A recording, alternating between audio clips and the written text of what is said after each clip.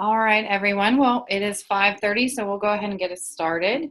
Welcome to 539, Section 6 and 7, which is Leadership Skills and Knowledge for Advanced Social Work Practice. I am your professor for this semester, Assistant Professor of Practice, Suki Steckel, and all of my contact information is available on Blackboard. And so it's really important to me, since this is an online format, that you feel comfortable reaching out to me whenever you need something, or if you don't understand something, or would like more information about anything.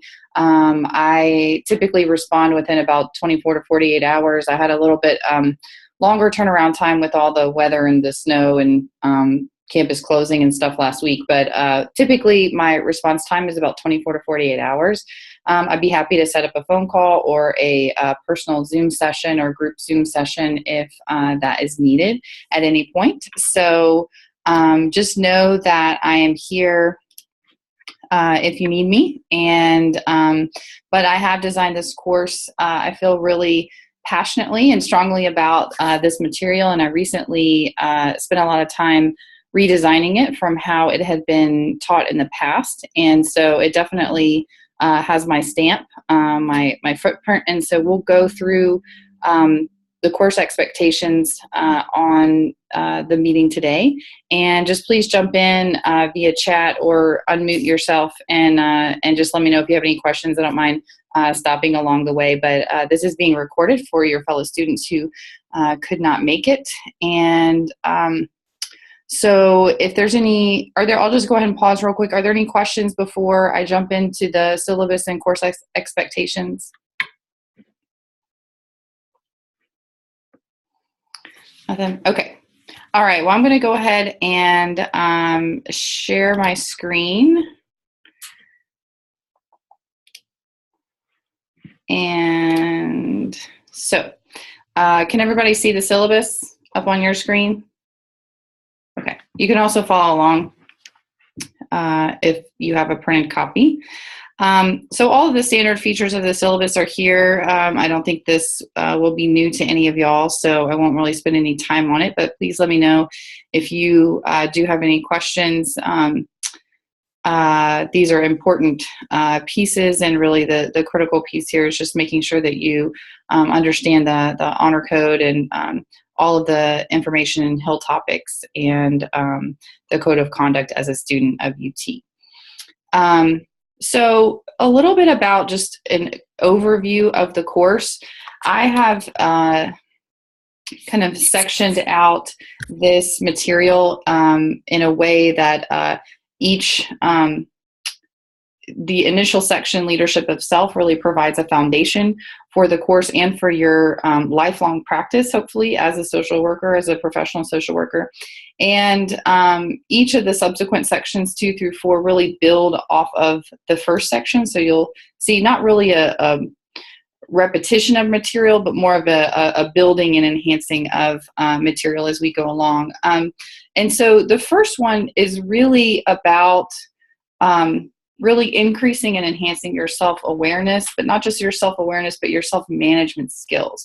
So as a social worker, you're going to be responsible for working with people. Obviously, that's really inherent in our work. But how you show up in whatever environment that you're in, whether it's clinical practice or in macro practice and policy administration, oversight of programs or agencies, lobbying, any number of kind of tracks and trajectories your career may take you in, understanding who you are and why you do this work and staying connected to your purpose and your reason that you chose social work or the field of social work or however it chose you. Staying connected to your purpose is really going to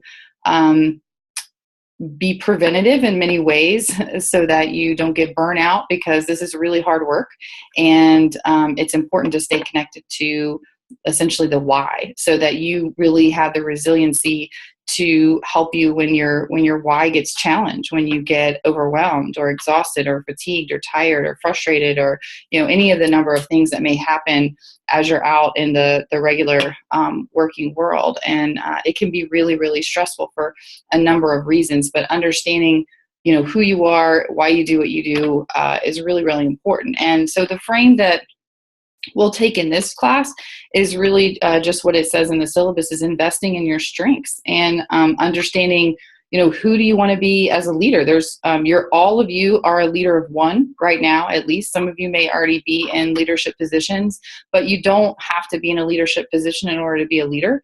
So really having a greater understanding of your strengths will help you go further faster as a professional than if you spend the same amount of energy and resources investing in improving your deficits. So essentially, for those of you all who've seen this, I'm just repeating what's in the Strengths-Based Leadership book.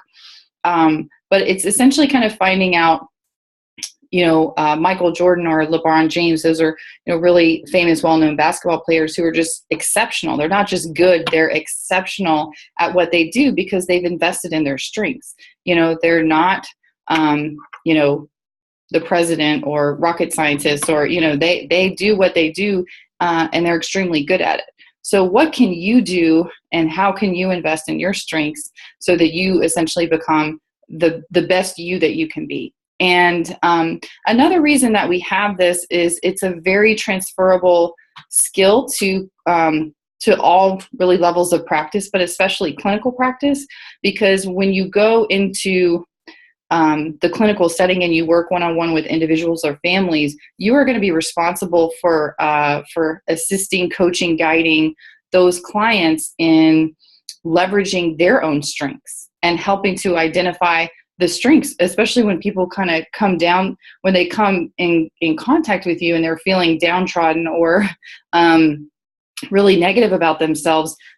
Being able to leverage their own strengths is going to make them more proactive and better able to be successful in a clinical setting.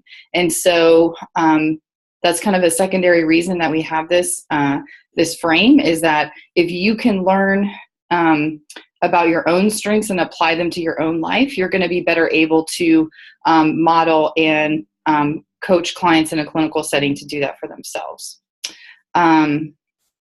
So that's pretty much it. The last thing I'll say about that is understanding and identifying and working with your limitations, or also known as your growing edge. Some people might call these weaknesses.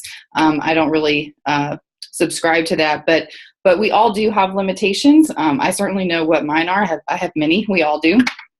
But understanding that other side of the coin and understanding what your limitations are is just as important as understanding what your strengths are. So you will have an opportunity to work on this through your leadership assessment paper that we'll talk more about in a little bit. And each one of these sections in the syllabus has a corresponding assignment to it. So we'll go over these in a little bit, go over the assignments in a little bit. So the second section is leadership of others and managing teams.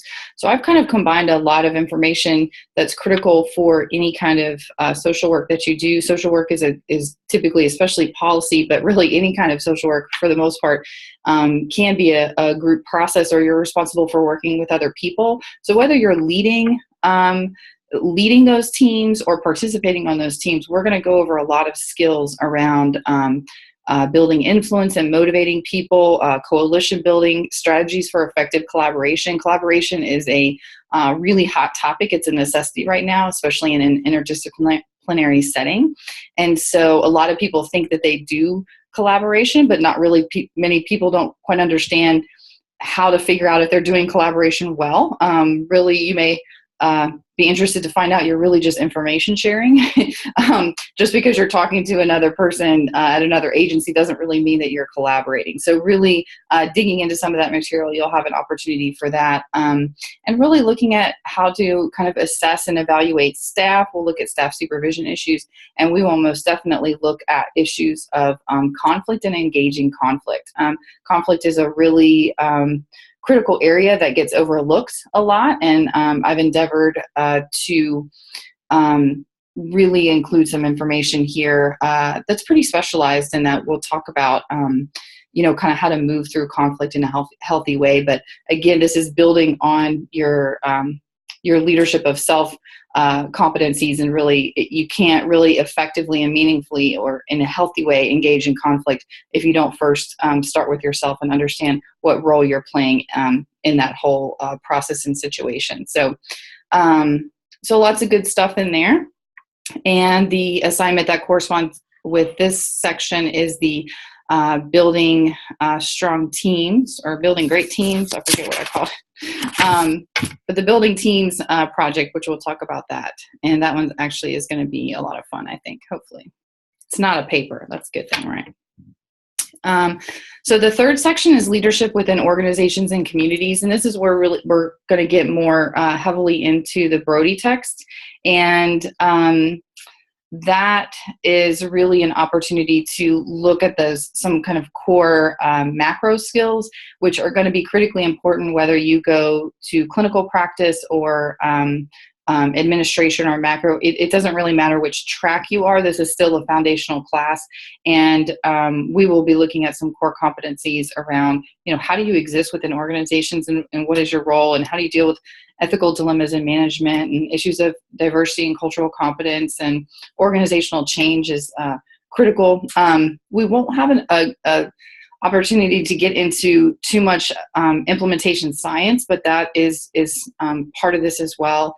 And lastly, we're going to look at, just for a couple of weeks, some issues of organizational sustainability, like agency finances, strategic planning, preparing effective proposals, and seeking funding, and really looking at the what makes the world go round with agencies and organizations in terms of how do you plan, and how do you deal with sudden cuts to funding or seeking new funding, and really just balancing your budget and that kind of stuff. So the assignment that kind of goes with these last two is the SWOT analysis, which is strengths, weaknesses, opportunities, and threats. Some people call it a SCOT analysis, so strengths, challenges, opportunities, and threats.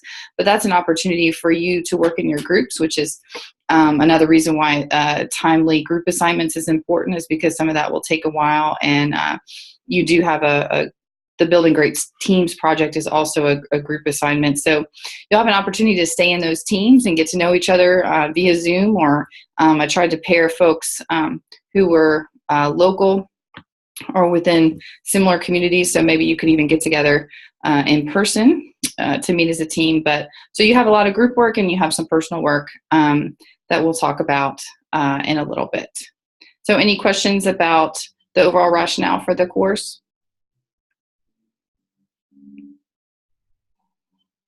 All right, so typical course competencies that you can read through these. All of these are covered and assessed via the assignments, and that's represented down here a little further in the syllabus. So the required text that I've referenced, the Brody text, this is Effectively Managing Human Service Organizations. Please make sure you get the 4th edition. The quizzes are directly aligned with this 4th edition, so I'd hate for you to have an earlier one. Preparing for leadership, this is a very, let's see if we can hold it up like that, if you can see it. It's a very thin book if you don't have it yet. It's also very inexpensive. The latter two books are much more inexpensive than the Brody text, but just know that in the syllabus, that if you see a lot of chapters out of here, they're a quick read, they're an easy read. Don't be intimidated by this, but you are expected to do some self-directed learning here and complete the worksheets that are available in the chapters. And that really just, there's some assessments and checklists in here, and it's an easy read, but I really like it. I participated in a year-long leadership program with the state of Tennessee called Lead Tennessee, and that was one of the books that we used, and I really, really liked it, and so thought I would introduce it into our curriculum here. So those are the 3 texts. The last one, this book, the tricky thing, I tried to outline this on the announcements page, was that you probably saw this book for $1 on Amazon. They had some used ones, but the issue with that is that you don't have access to there's a little code in the back. And so you actually cut it open and you get an access code to complete your assessment. Most of you all have done that and have figured all that out by now. Some people may still have some questions or be waiting on their book. That is okay. Just please get that done as quickly as possible because your first assignment is due February 15th and is based on the contents of this text. But if you have any questions or issues with the assessment or finding the book or anything like that, please let me know. But ultimately, it's best to just buy the book new. I have referred to it numerous times over the last several years and actively use it and have used it even for hiring purposes, actually making decisions about, do I hire this person? Do I hire that person? And a number of other agencies that I've worked with over the last couple of years use it agency-wide with hundreds of people as a way to really be strategic about how they work together. And you'll see how that plays out here over the course of this semester. So any questions about the books, just let me know. So moving quickly along to the grade distribution, it's pretty self-explanatory here. And so the leadership self-assessment is due on February 15th. That's 20% of your grade. The Building Great Teams project is another 20%. You've got quizzes. The quizzes are essentially made, but I'm still just sort of debating about how many to have, but there will be 4 to 5, and they will be based only on the Brody text, so the organizational management book, and there's a couple of chapters from Weinbach that I make available to you on Blackboard, so it's not a separate text, but there are other required readings that are outlined in the syllabus and available on Blackboard. So it's really just those Weinbach readings and the text that the quizzes will cover. The instructions of the quizzes will be self-explanatory. It will say, this quiz covers, chapter 1, chapter 3, chapter 4. You've got 30 minutes. It's 10 questions. It's all will be laid out for you. I'm just currently debating how many I want to use, but those will be up probably within the next week to 10 days. And you will have all the entire semester until I think it's April 25th to complete all of those quizzes. And yes, April 25th. And so they will be, once I get them up, they will be up and available to you to complete those by the end of the semester. I definitely do not recommend that you wait until the end of the semester. Just as we move along through the text and different units, it'll just be easier to just go on and do that. But you all can figure out what will work best for you. So 30% of your grade will be those quizzes that you will complete independently. They are open book, open note, open PowerPoint, all of that. Just obviously, you're not allowed to work on those with other students or share answers of any kind. So the next thing and the last thing is 30% of your grade is the SWOT analysis and presentation. It is my goal to schedule individual times with you all to actually be able to present to me via Zoom. So we won't do a big Zoom session with everybody. I will just group by group schedule time over the last 2 weeks of the semester to work with you all and actually see you all present. That may present some technological challenges, but hopefully you all have Zoom and we can just I won't necessarily expect you to stand, but you can essentially just sit at your computer and just go part by part through your presentation so that you can at least get some kind of presentation practice experience, even though this is online. So there's no paper with that. There is just, well, I say that. There is a PowerPoint presentation that you will be responsible for, and you will be just want to make sure I'm not misquoting the syllabus. I'm teaching this course face-to-face, and so I don't remember what I have kept in or changed since this is our first class. Okay. Yes. So it's just a PowerPoint, and then all of the group work you'll be responsible for submitting an evaluation form where you evaluate your group members on their participation. And I absolutely read those word for word and make sure that they are consistent across all group members. And or if there's one or two people who aren't carrying their weight, I want to make sure the evaluation of those one or two people within the group is consistent. And I reserve the right to make individual grades for people, even though it's a group project. So that's definitely one of those things. Just know on the front end that you're going to be asked to, share with me what you did to support the group, and then individually what each of those other team members did as well. So there will be explicit instructions about all of that, how to submit that, when to submit that, underneath the assignments tab on Blackboard. So the grading scale, this is the standard Nashville campus online program grading scale. Just a note about, B 85 to 90, good student consistently meets normal expectations for the course. This is what we expect of all students. Some students think that if they do everything, that means that they get an A. A's are really hard to get. That's a very small point range. And so it really is reserved for outstanding and exceptional performance. So just know that if you get a B, that's fantastic. That is good, and you're consistently meeting the normal expectations for the course. So just wanted to make a note about that.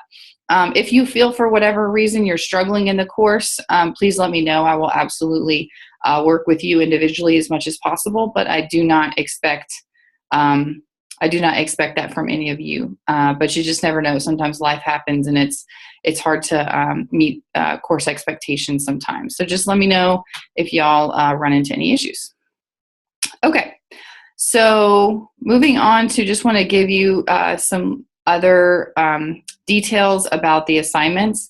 The leadership self-assessment, you have an outline of the expectations for this paper are in the syllabus. I have, as I do with all of my assignments, created a rubric, a grading rubric that is already up and available on Blackboard. So I will actually show you that real quickly. So under assignments, so there is an exemplar paper. Note I just put this there. It's from a completely different class, so the assignment is in no way representative of any of your assignments, but some people always like to just have an example of a good paper with APA formatting, so that's why that is there. But just turning your attention, this is the live link for you to upload the paper, and then you can open up the grading rubric. I take this seriously. This is actually the document that you will get back for your feedback on the paper. And all of the instructions are here. If something is not clear or you don't understand anything or just need some clarification, please let me know, and I will respond to you as quickly as possible and get your questions answered. You do not, the 6-page limit is really just for the text. It's not for the title page. You do not need to submit an abstract. That's really more reserved for research papers. But you absolutely have to use the headings. I won't even grade your paper if you don't submit it with subheadings. And that's really just for your benefit and mine. You never want to make me wonder, or any instructor wonder, if you've answered the question or not. So you can use these headings up here. Like this would be Roman numeral 1, or just a general heading. You don't necessarily have to number it. You don't have to include the goal right here. That's really just for your benefit. That's why I've italicized it. You can summarize or sort of abbreviate these A, B, C, D bullet points in your paper and use those as subheadings if you like. You're not required to. I just really at least want these bigger, bold headings in there. Some people like to use these. I certainly would enjoy reading your paper if you had these included, but like I said, it's not required. But just want to make sure that you answer every single question. And this is the point value column. So you'll have, 25% of your paper will be based on just this section alone. And then when I return your paper, I'll have any comments that I noted here for you to review also. So this is consistent just all the way down. You can see the point value for each section. So 20% for limitations, 15% for leadership competencies, and then 10 and 5% for these other issues, essentially formatting APA, did you follow instructions? And then 10% for writing. Writing quality is very important, so make sure you're checking for clarity, grammar, typos, and all of that. And so you'll get your total grade right here, and any other comments will be listed here on these in the right-hand column. Just a note, I always like to mention this at the beginning of every class, especially when a rubric is involved. You can consider this as just a little tip for writing papers. You can apply it to any assignment, really, but I definitely learned it through all of my experience in working with federal grants. But you can think of your page limit as real estate.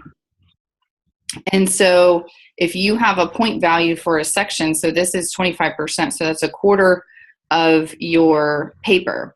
So if your real estate is 6 pages, you want to make sure that you don't use more than 25% of your 6 pages on this section.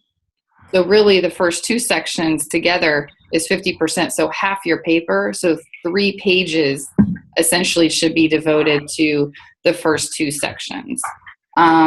There's a little bit of wiggle room there because the 15% at the end is not necessarily going to be taken up for, page numbers. So you've got a little bit of wiggle room, but that's just a really good kind of handy tool if you're not familiar with that kind of logic and completing your papers. It's just to make sure that you really give proper weight to answering questions, based on their point value that they're going to be assigned.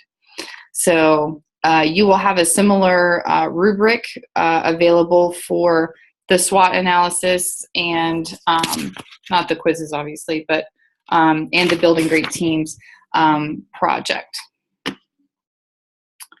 So any questions about the leadership self-assessment paper or the rubric?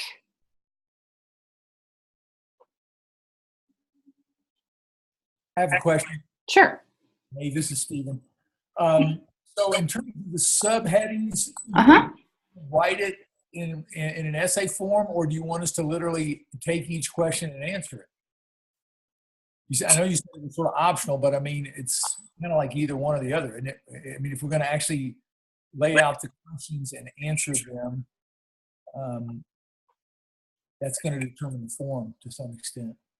Well, the subheadings you can use, like you won't want to use Roman numerals and A, B, C, D because that's not an APA format, but you can use an abbreviation of the items that are listed A, B, C, D. You can use an abbreviation of that as a subheading. In the exemplar paper that I posted, you'll see how they have subheadings of kind of major headers for the big topics, and then they've got subheaders along the right-hand side. So as long as you do that in APA format, you should be fine. I definitely don't want you to use the Roman numeral format or bullet points or anything like that. So you have an option to have a subheading, A, and then summarize. You can just sort of abbreviate it. You can write the whole thing out if you want to as a subheading, but you'll just be using a lot of your paper, and it's not a very long paper, so it's like you don't want to use half your paper as headers. So does that answer your question? Yeah, I think so. Okay. All right.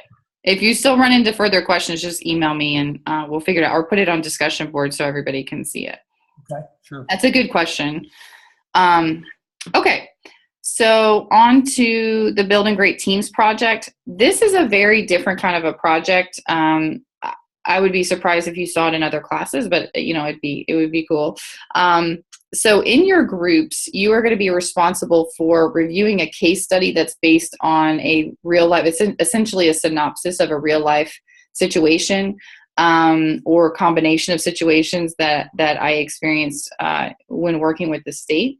And you will have an opportunity to reflect on your individual strengths and create a strengths profile for your team, and I will have a template for you to submit for everything that you are going to have to turn back into me. I will have a template for you, so it's not a surprise. And you will have to create a team profile that's really just acknowledging what your strengths are. But then you will have to essentially assess who is going to play what role to address the issues that are provided in the case study. So, for example, it's going to look something like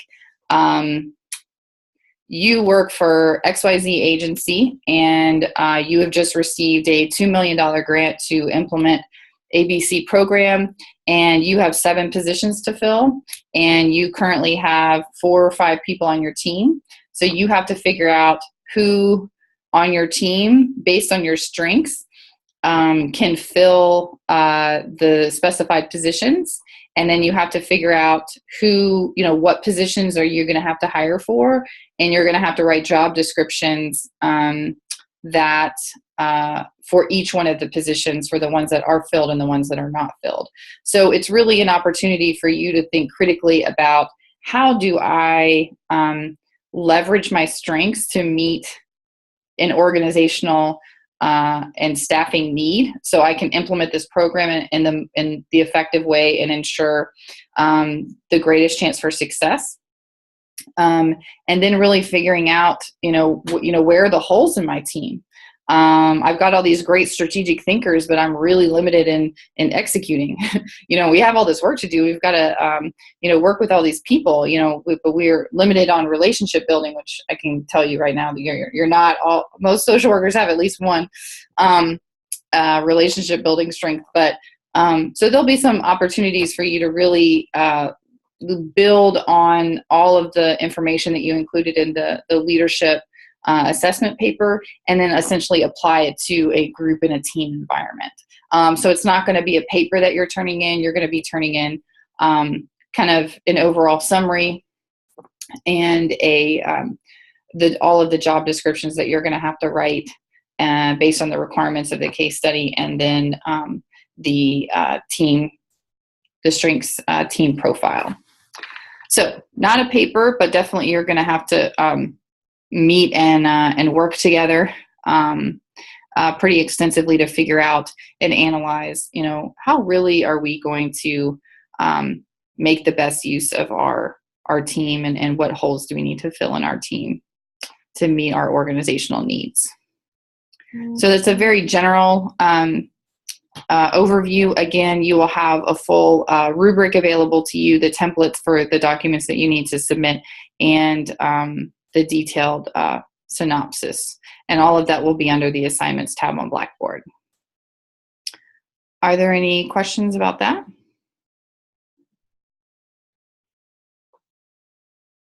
Oh, the quizzes are, as I mentioned before, self-explanatory. All of those are under, they'll be under a tab that just says quizzes, and you have until April 25th to complete all of those.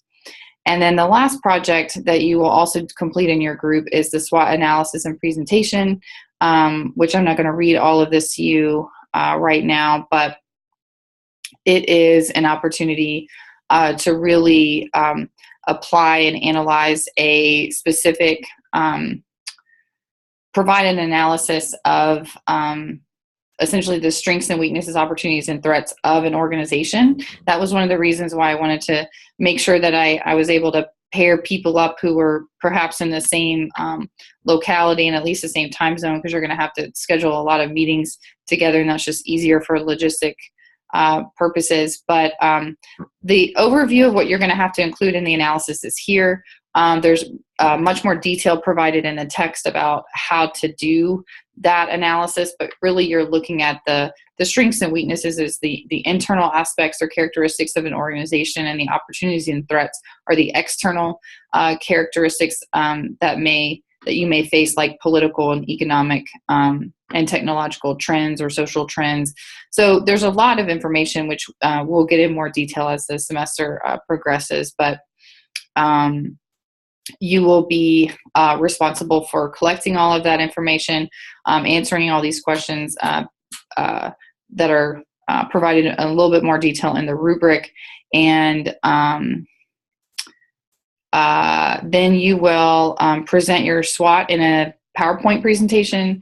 It says to the class, but really I'm just decided against that. They'll just be a little too hard. But we'll set something up with me so I can actually watch everybody do part of the presentation. And you have a lot of creative freedom for that because it is a PowerPoint, so you can do a lot with that. And so you will have to turn in a copy of your PowerPoint to me, and turn in the presentation in report format. So there is some reporting and writing as part of that, and you'll have to submit the group evaluation into Blackboard, and there'll be more detailed instructions on the evaluation and the report format and all of that closer to time. And so that's pretty much it as far as assignments. Are there any questions about that?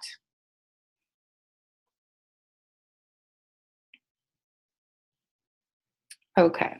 The rest of the syllabus, I won't, go over in too much detail, but it's all going to fit the same sort of format. It just has the topics that we cover based on the 4 sections outlined earlier. Readings and supplemental readings. These supplemental readings, they don't exist in every week, but they're there for your benefit. You're responsible for locating these on your own time. If you're really interested in you have problems locating them, just let me know, and I'll see what I can do to get those to you. There is also a huge number of resources at the end. Obviously, this represents some of many additional reading materials available to you. Things like leadership and organizational management, staff supervision, whether it's clinical or in a macro setting. It's one of those things that hopefully you know now or will understand by the end of the semester, that this is a real need for ongoing and continuing education for you. Hopefully, you're always going to want to know about how you can be a better boss and how you can do a better job supervising your staff and leveraging their strengths, how you can do a better job at understanding how to deal with, external threats with your organization, or, whatever the issue is. And so this is just an opportunity to look at, I've sectioned it out by topic. And so gender and diversity issues are present, planning and strategy, nonprofit and public sector marketing. Many of you will be working in the nonprofit sector. Obviously, leadership and management, and organizational change and supervision. So some of you may be more or less interested in these topics, and if you are interested in kind of digging a little deeper, there's some low-hanging fruit right here for you. So that's all I have on the syllabus. I wanted to go on to the Blackboard site and just kind of show you a couple of things here. You've probably seen all of these, but I just wanted to make sure we talked about them. So announcements, obviously, that's my contact information. That's the syllabus. All of your materials for the course, for the most part, are under this course materials tab. It's very easy to understand. I've put the due dates in here by the week. This is online, so I've essentially just started these. So all these dates are Mondays. So the due dates are typically on a Monday. But obviously, as online students, you are free to do as much on your schedule as you would like to. I am going, the lectures will generally be up by hopefully a week in advance, but sometimes not. Sometimes they will just be up around this time. I have organized the assignments so they're due at the day that we start the next section. So the leadership self-assessment is due on the day that we start essentially the team's material, and so forth down. So you basically have something due each month. So the assignments are spread out pretty decently, I would say. So all of the folders are organized.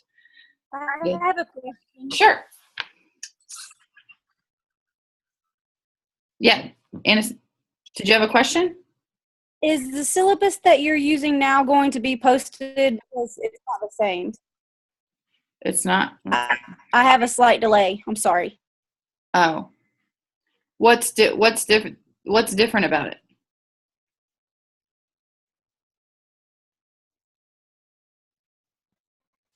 I'm not sure. Someone asked that because theirs is different and they didn't have a mic. Oh, okay. Well, thanks for supporting your fellow student. It's, to my knowledge, it's exactly the same. If it's not, there may be like a spacing issue or something, but I'm teaching 4 sections of this class and they're all the same. The only thing that's different is for you all online, I just have a few tiny little different things, but it's pretty much exactly what I just had up. As far as I know, I really don't like making mistakes on things that are that are published like this. It's very confusing for people, so I definitely apologize if something is different. I just honestly don't know what's different. It may just look a little different, but the content may not be different. That makes sense. There was one tweaky little thing that somebody else did during the review process. So like this font is different than the one that I just showed you, but I just fixed that. Professor? Yes. I think what looked confusing to me at first was when you were looking at the rubric, which is actually another document that Yes. is off the web. Yes. And that wasn't on the syllabus. So my syllabus is actually the same as yours, but yes. At first, so maybe that's what confused the other person. I don't know. Does that sound right? I guess you can't write person with a mic. I guess you can't say, but please email me if you find anything. Yeah, the grading rubric. Apparently, she says. Go ahead.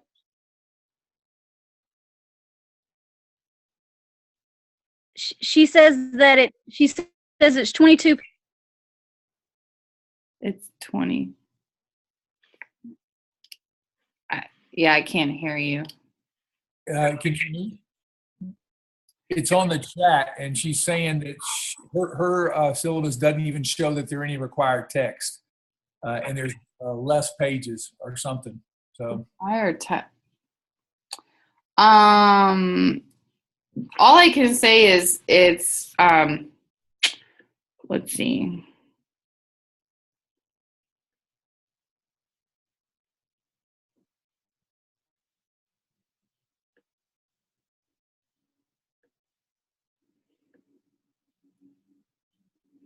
the required text on page 5 of 21. So Yeah, right here. Yeah, I don't know what to tell you. If you can kind of show me and send me the 2 versions that are different, I might be able to explain what happened, but that's all I know. That's all I know. Thank you for trying to problem solve, everyone. Yeah, I definitely would. You put a link in the chat. I put it. Oh, so I have to find the chat. I'm sharing my screen, so I can't really see the. I can't really see the chat.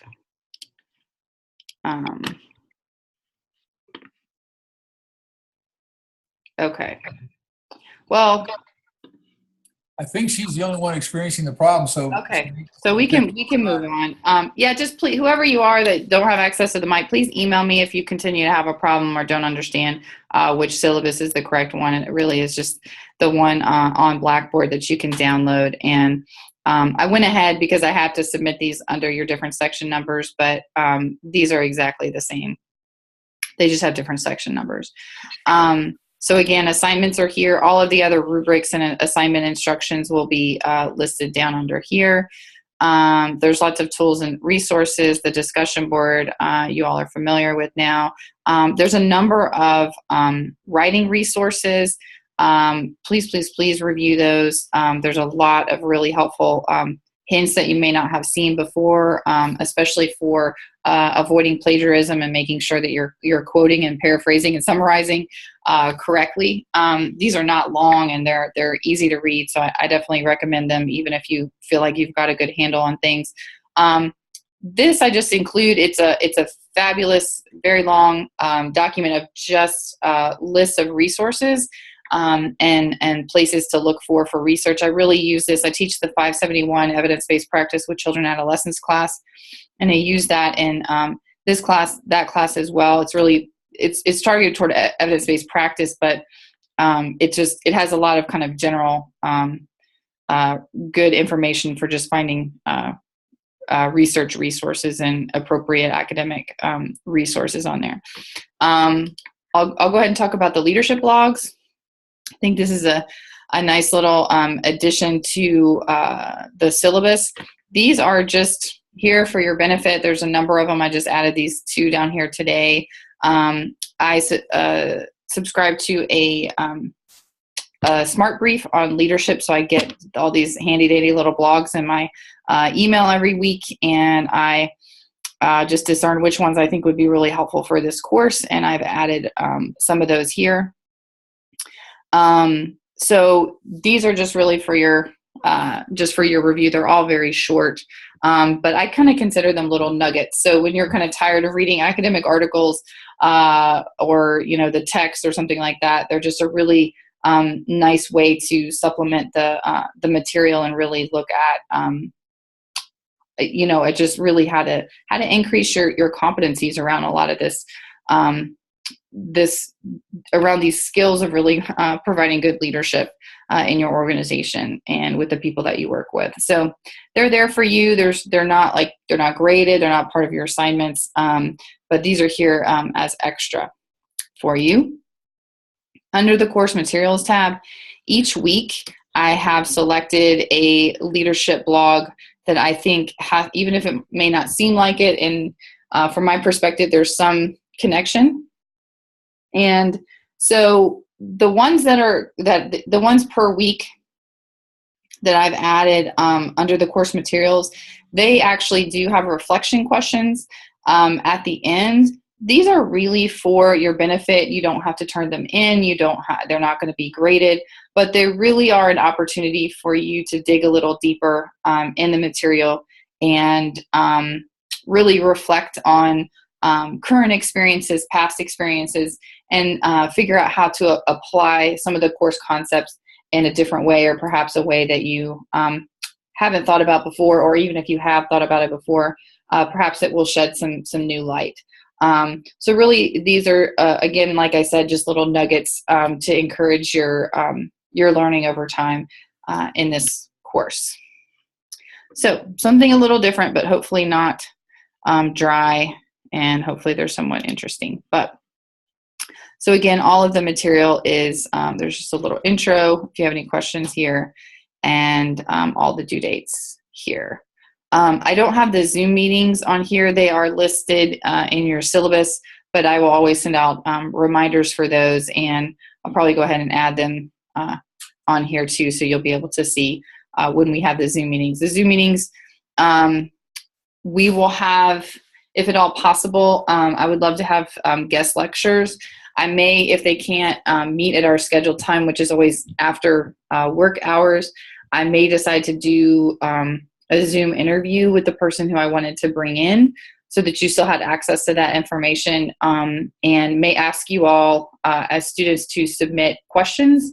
I'll tell you who the person is, give you a little bio, and ask you to submit questions by a certain date. And then I'll just kind of, pick the top questions or the questions that I receive by the deadline, and as many as I can fit in. And I'll just do a one-on-one interview with that person, and we'll record that and post that for you as a supplement to the lectures. The lecture slides starting next week will be under the course materials folders, as I've mentioned. Sometimes I will be able to record those. Sometimes I will not. It will just sort of depend on, because as I mentioned at the beginning, I just recently redesigned this course. And so it sort of just depends on how much time I have that week to see if I can record it. I know it's probably much more interesting to have a recorded lecture than to just read the slides as an online student. So I will do the best that I can. But again, I'm here for you if you have any questions and, need to dig into the material more over time. But essentially that's it. And that is all of the stuff that I wanted to go over with you all today. The only other thing is perhaps the Zoom instructions.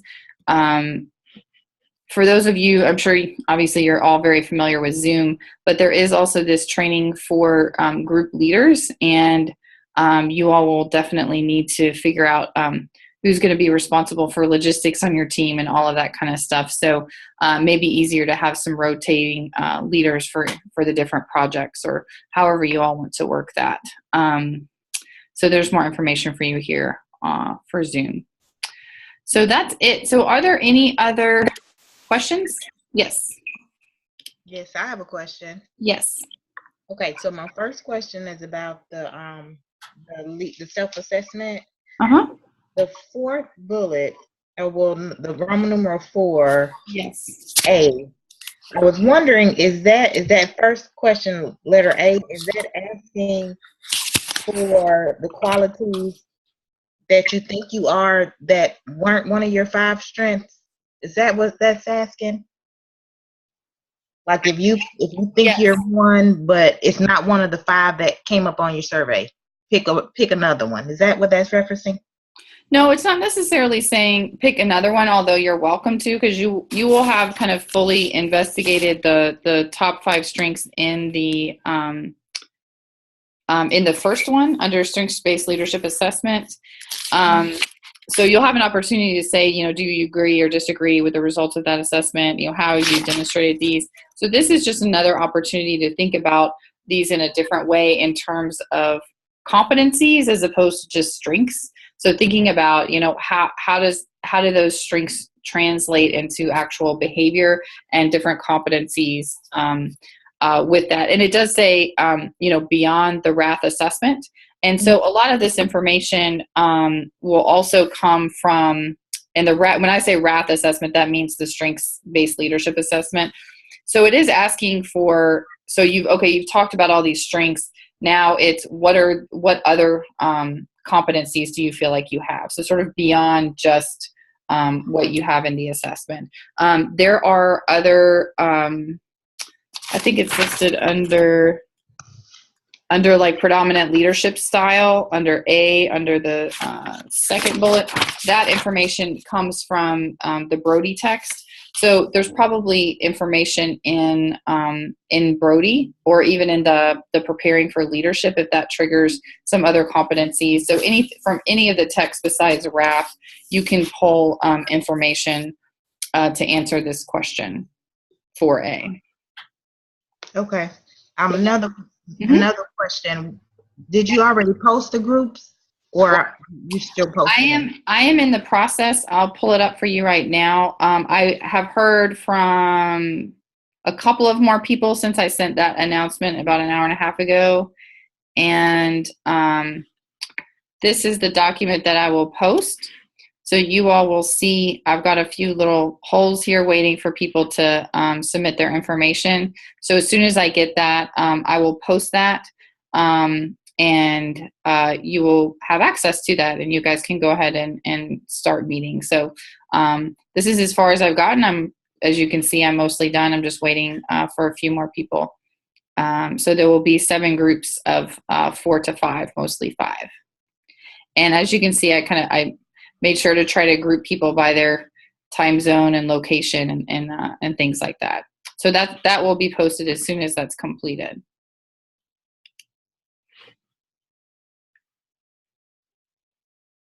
Does that answer your question? Yes, thank you. Okay. I've got a question. Any other questions? I've got one. Sure. Actually, it's just kind of a note and confirmation, but I mean, we aren't really doing much discussion board. Now, apparently from time to time you may use it as a tool, but are we not going to have any regular discussion board requirements? No. Okay. Do you like discussion boards? Not particularly. Okay. I Neither am do not. I. Neither do I. So, I mean, I'm big into discussions in my face-to-face classes. We have a lot of discussion. I build in time for that discussion, and I know it can be a really powerful tool. But and part of me is kind of sad about it, but I simply have too many sections of courses that I'm teaching that I just couldn't, it wouldn't be, I just don't feel like it would be the best tool for assessing your progress rather than the papers and the group work and the quizzes that I've outlined. I think probably the quizzes sort of would take the place of the discussion board. Like not everybody has quizzes, but they'll have a discussion board. So that was my rationale, was quizzes versus discussion board. Well, and not every discussion board isn't necessarily useful with every course, so I get it. Also, too, I just want to thank you for having a couple of Zoom sessions lined up, because some of the folks, instructors, they'll have like one or none, or like one towards the end of the course, and by that time, it's, I don't know, just really helpful to get and keep on track, for me at least, to talk to do this on a more regular basis. So. Yeah, well, my goal is, I thought about doing it every week or every other week, but I know that a lot of you all who are in the online program, you're in the online program because you have full-time jobs and families and things like that. So I thought that, and I also didn't make them required.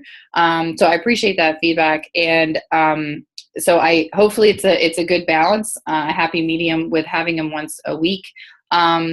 I want to check with the scheduling. I'm really happy with the number of people who were on here. Looks like we have about 26 people out of about 34. So I'm very, very happy with that number. Hopefully we can keep the numbers up. So I will essentially, the format, most of my Zoom sessions are just an hour, but I feel so strongly about the material in this course, and sure you can probably tell I'm a kind of a diehard macro person. You're welcome to review my CV. It's on the faculty page if you want to know more information about my background. But I went ahead and scheduled it for an hour and a half. Clearly, we don't really need an hour and a half for this intro session. But when we actually get into the material, this is only a 2-hour credit course. It's going to feel more like we have quite a bit of readings, and there's pretty significant group work and papers and stuff. And so it may feel a little bit more like a 3-hour course, but hopefully it won't feel too overwhelming. But I think it's important to give that extra time when we do meet in the Zoom session to really allow you an opportunity to kind of wrestle with some of this material, or, why are we so focused on strengths, or, whatever the issue may be at hand. I wanted to just not be, lecturing for a straight hour and a half. That's definitely not what it's going to be. It's going to be more like, I won't do Zoom breakout sessions, but I probably will kind of set the stage for about 30 minutes and then have some structured discussion time. I also may have, if I can find a good soul who's willing to contribute their time, I'll use that time for guest lecturers as well.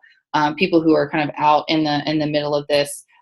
There's a lot of really neat stuff from the business world. I mean, the business world has taken leadership science and even neuro leadership to a whole other level that social work is really just kind of trying to catch up on. But I'm going to try to narrow that gap for you all as much as possible. And so if I can get some guest speakers, we'll use the Zoom session time. Otherwise, I'll do that little interview recorded process that I mentioned earlier. So that's really the plan. So hopefully once a month will be sufficient. But please know that I'm here for all of you throughout the semester. So if you're struggling with something and need an individual Zoom session or group or Zoom session with your group, if you're struggling with a SWOT analysis or something like that, please email me, and I'll do whatever I can to schedule time with you. I only am in class 2 days a week this semester, so that actually frees up some of my weekday time to be able to schedule some extra stuff for all my online students. So please don't, it's my job to support you all. So don't feel like, oh, she's busy, I can't contact her. That's my job. So, That's my soapbox about being available to online students. So I'll stop talking about that now. Are there any other questions, comments?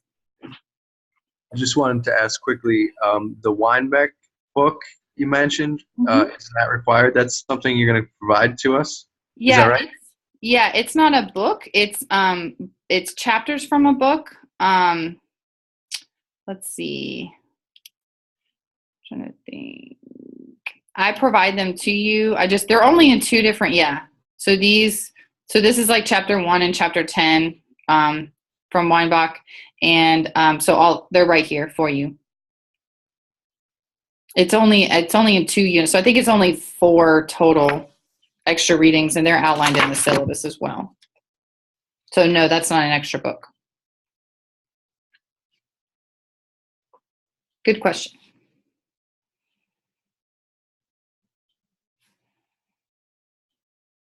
Any other questions?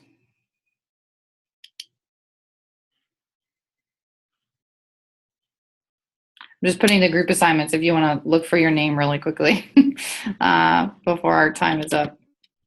As I said, I'm still waiting on some folks.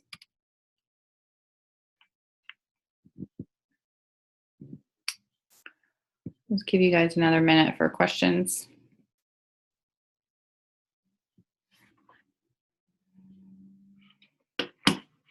As I mentioned, I'll post this as soon as it's up. I'm going to stop sharing now and make sure I can.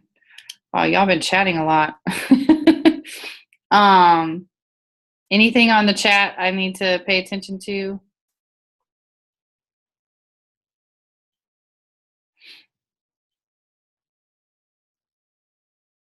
Yeah, y'all really don't like discussion boards, do you? All right. So any other questions for me before we sign off?